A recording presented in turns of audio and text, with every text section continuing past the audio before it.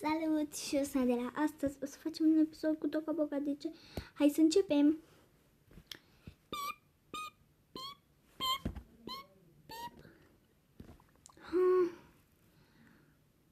Doamne, iar mă trezesc la 6, la 5 de fapt. În fine. O să mă duc la să puțin că eu n-am becuri. Eu uite să-mi pun becuri. Da. Aia mai se întâmplă. Camera asta n-am uitat. Am uitat decât baie să pun. Și aici am uitat. Așa. Bun. Iar acum... Așa. Am pus și o oglindă, dar că nu e. Da, nu știu ce se întâmplă cu Toca Boca. Așa, să mă spăl pe dinți. Bun, și după ce m-am spălat pe dinți, o să-mi pun de-astea pentru păr. Bun. Pot să mi fac așa. Că așa trebuie la uleiul ăsta. Să-mi șterg fața. Bun, și acum hai să mă machiez. Așa, până să mă dau cu fundul. Punem fundul. Așa.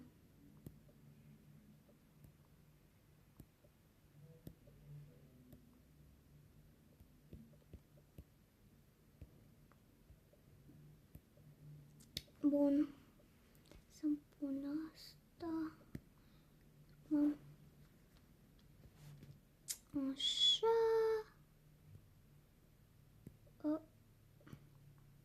Blush. Îmi place să-l pun așa pe nas, pe obraj și după pe nas. Așa, iar acum ochii. Să iau asta mea mai mică și să o las pe asta de blush. Da. Din păcate Hello Kitty nu merge să fie deschisă. Dar o să pun aici. Bun. Iar acum să mă dau cu... Nu să mă dau cu roz ăsta. Și cu albul ăsta așa. Bun.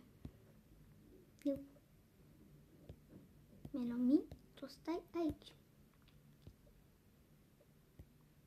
Melodii, nu melomi. Doamne. Așa, iar acum să mă dau și cu rujuleț. Cu de-asta. Iar acum să mă dau și cu parfum. Așa, oare cu ce să mă îmbrac? Mă îmbrac așa.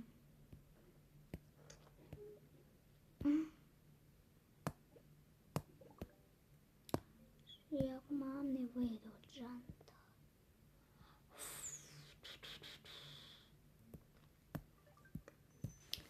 Asta să fiu puțin, că parcă avem o geantă pe aici. Nu am. Da. Bun. Dar oricum, da. Oricum am vestiar.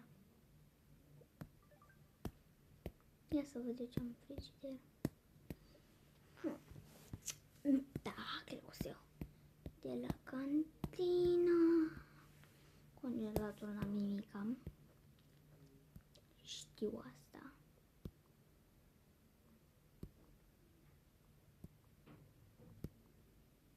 Bun. Așa. Să-mi pun puțin masca și să mă uit la serial. Încă, da. Ia, că durează. Că trebuie să plec la 11. fix o oră și acum e ora 9. Sau?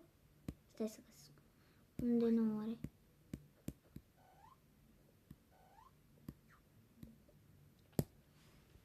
Ia, așa am găsit.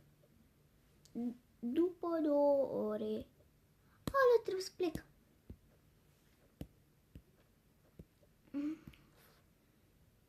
E și jumate.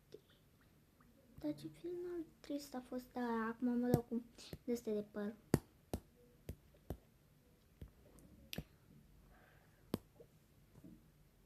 Și afară e norat. Aholo.